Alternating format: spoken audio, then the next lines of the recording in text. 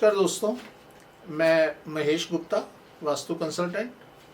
दोस्तों, हम ज़मीन खरीदने से लेकर और उसको बनाने तक सभी विषयों के लिए काम करते हैं। हम वास्तु कंसल्टेंसी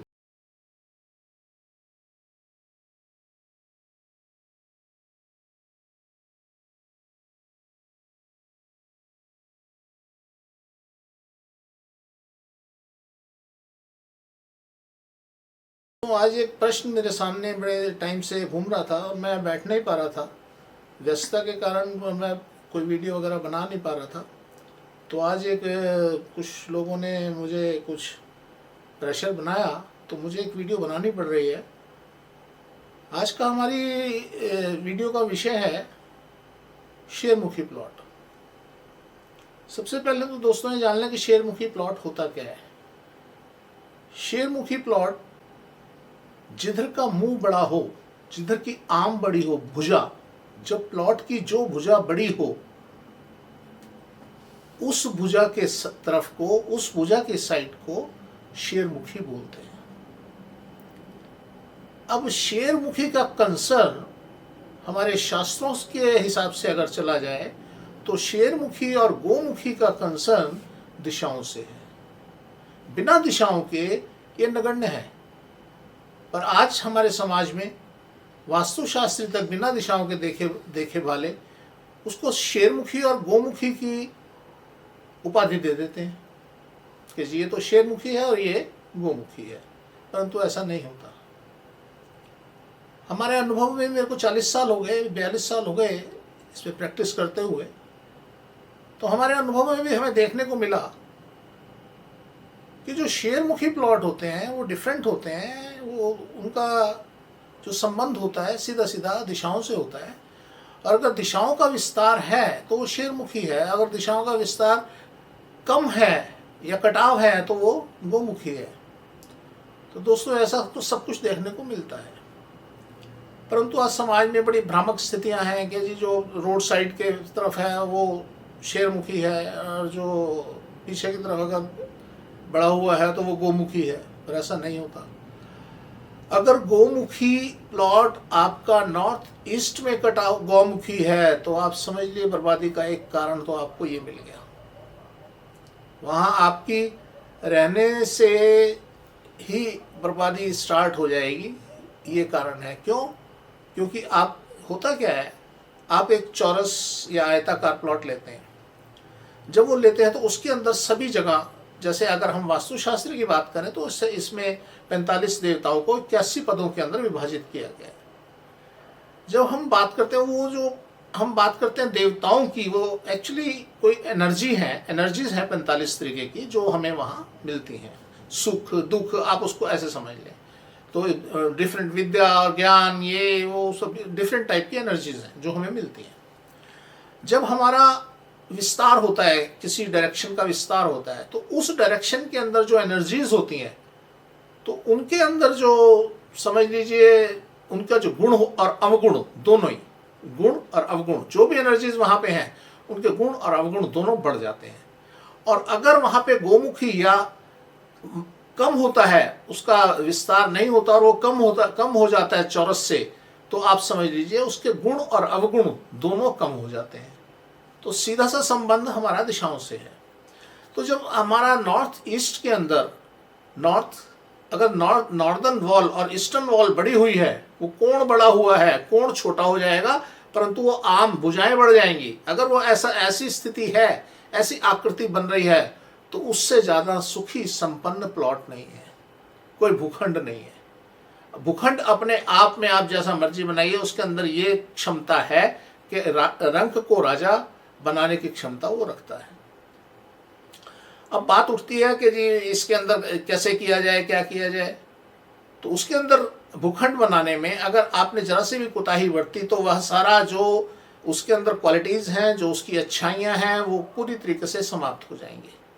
तो हमारे शास्त्रों में भी इस बात का विवरण दिया गया है।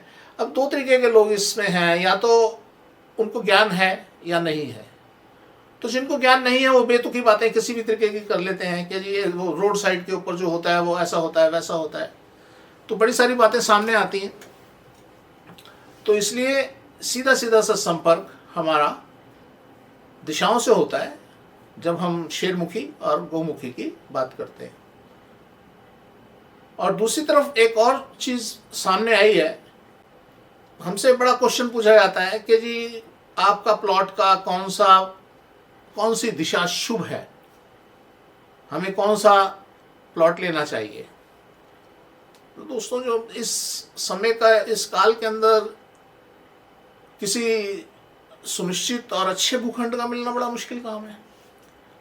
अगर वो भूखंड है या तोड़कर बनाना है, दोनों ही स्थितियों में हम उस भूखंड के कमियों को, उसकी खराबियों को दूर कर सकते हैं और एक ऐसा ढांचा तैयार कर सकते हैं जो सुखद स्थिति को दे सकता है।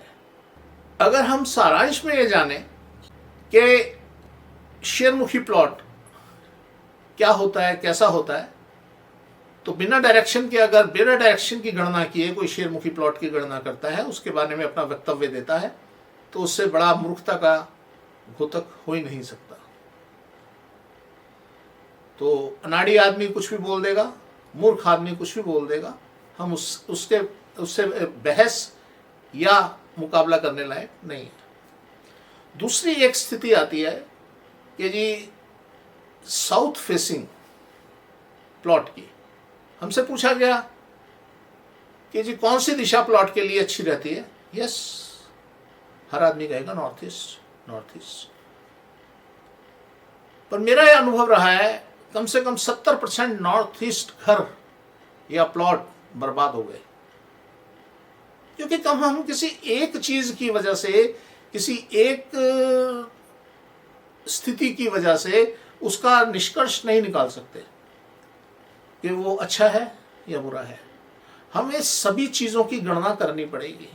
और जब हम साउथ फेसिंग या साउथ मुख की बात करते हैं तो ऐसे ऐसे हाउस, ऐसे ऐसे प्लॉट भी हैं, आप देखेंगे खूब फल फूल रहे हैं। तो ऐसा क्यों? और ये सच्चाई है, इसकी प्रमाणिकता मुझे नहीं देनी, मुझे किसी को ये प्रमाण नहीं देना कि क्यों, कैसे, वो बताएं, नहीं बताना। आप कुछ ना करें, आप अपने आसपास देखें, आपको प्रमाण अपने आप मिल जाएगा। और अगर आप भी साउथ फेसिंग में रहते हैं तो हो सकता है आपका भी वही स्थिति हो और आप भी अच्छा सरवाइव कर रहे हो। तो इसलिए इसमें ऐसा कहना सुनिश्चित नहीं करता इसी चीज़ को कि साउथ फेसिंग ही खराब होता है। तो ऐसी स्थिति नहीं होती। हर दिशा खराब हो सकती है और हर दिशा अच्छी हो सकती है। तो मैंने बड़े सारे लोगों को साउथ फेसिंग लेके दिया और वो उनकी बड़ी तरक्की हुई, वो कहीं के कहीं पहुँचे। और मेरे पास इस तरीके के प्रमाण हैं, क्योंकि अब आजकल क्या है, जो हम किसी से अगर उसका वीडियो बनवाएं या उसके कमेंट लें, वो हमें कमेंट तो दे देते हैं, हमें रोज एक गोल्ड मेडल मिलता है कि गुप्ता जी हमारी ये स्थिति थी और आज ये स्थिति हो गई है, रोज एक गोल्ड मेडल मिलता है। तो हमें और गोल्ड मेडल की जरूरत नहीं है, तो हमें यही बहुत है कि हमारे क्लाइंट हमें फ़ोन करके कहते हैं जी हमारा काम हो गया। तो ऐसी स्थिति देखने को मिलती है कि जो साउथ फेसिंग हाउस है वो भी बहुत अच्छे सर्वाइव करते हैं लोग वहाँ भी। तो ऐसा नहीं होता कि हम इस तरीके की स्थिति को देखें कि सिर्फ नॉर्थ ईस्ट फेसिंग ही बहुत अच्छा होता है। अब हमारे पास जो प्लॉट एक पड़ा है, हम प्लॉट के अंदर वो साउथ फेसिंग हो, वो नॉर्थ फेसिंग हो, नॉर्थ वेस्ट फेसिंग हो, वो कोई सा फेसिंग हो, हम उसको अपने हिसाब से उसकी दिशाओं को चेंज कर सकते हैं, उसकी दिशाओं को बदल सकते हैं और वो हमें बिल्कुल साउथ फेसिंग प्लॉट वैसा ही फल देगा जैसा north facing. South facing plot के अंदर सिर्फ और सिर्फ एक दिक्कत होती है, अगर उसके आसपास का एनवायरनमेंट ठीक ना हो तो हमें प्रॉब्लम आ सकती है। हमारे पास 4 चीज़ें होती हैं। भूखंड, जिसके ऊपर किसी वास्तु का निर्माण होता है, भूखंड, उसके बाद ढांचा, ढांचे के बाद इंटरनल सेटिंग और इंटरनल सेटिंग के बाद एटमॉस्फेयर। अगर एटमॉस्फेयर उसका खराब है, उसके आसपास का वातावरण खराब है, वहाँ हम साउथ फेसिंग या नॉर्थ फेसिंग को अवॉइड करते हैं। हम नॉर्थ फेसिंग नहीं लेते, ना रिकमेंड करते हैं। तो मैंने बड़े लोगों के नॉर्थ फेसिंग कैंसिल किए हैं, तो क्योंकि हमारा काम इस तरीके का है, हम जो काम करने का हमारा ढंग है वो डिफरेंट है। हम लोगों को जगह निकाल कर देते हैं, अच्छे अच्छे प्लॉट निकाल कर देते हैं, उसके बाद उसके प्लानिंग करते हैं, उसके लेआउट्स करते हैं, उसके बाद उसके कंस्ट्रक्शन करवाते हैं और मतलब पूरा कंप्लीट काम करते हैं। तो इसलिए एक और नया अजीब सा अनुभव हम लोगों को मिल जाता है कि हमें हर अंग, उसके हर पक्ष को देखने का मौका मिलता है। और इसलिए मैं समझता हूँ कि हमारी जो कार्य क्षमता है वो अधिक शक्तिशाली है। तो इसलिए ये जो दो चीज़ें थी, एक तो शेरमुखी प्लॉट और दूसरा साउथ फेसिंग। तो ये अगर साउथ फेसिंग प्लॉट भी है तो कोई चिंता वाली बात नहीं, जितने साउथ फेसिंग प्लॉट हो आप मेरे पास ले आइए और मैं उनके अंदर वो आपको परिणाम दे दूंगा जो आपको नॉर्थ फेसिंग में नहीं मिल सकते। तो इसलिए बिल्कुल निश्चिंत रहें, साउथ फेसिंग है, अगर प्लॉट है, अगर घर है तो वहाँ घर तो तोड़ना पड़ेगा, उसके सिवाय कोई हमारे पास विकल्प नहीं है। तो घर तो हमें, अगर बिल्डिंग बनी हुई है, बिल्डिंग बनी हुई के अंदर कोई विकल्प नहीं होता, उसको तोड़ना ही पड़ता है। और अदरवाइज अगर आपके पास प्लॉट है तो आप बिल्कुल निश्चिंत हो जाएं, आप मुझे दीजिए, साउथ फेसिंग दीजिए, शेरमुखी दीजिए, उसको भी ठीक कर लेंगे और साउथ फेसिंग को भी ठीक कर लेंगे। तो दोस्तों फिर मिलते हैं एक नए टॉपिक के साथ। धन्यवाद, थैंक यू, नमस्कार।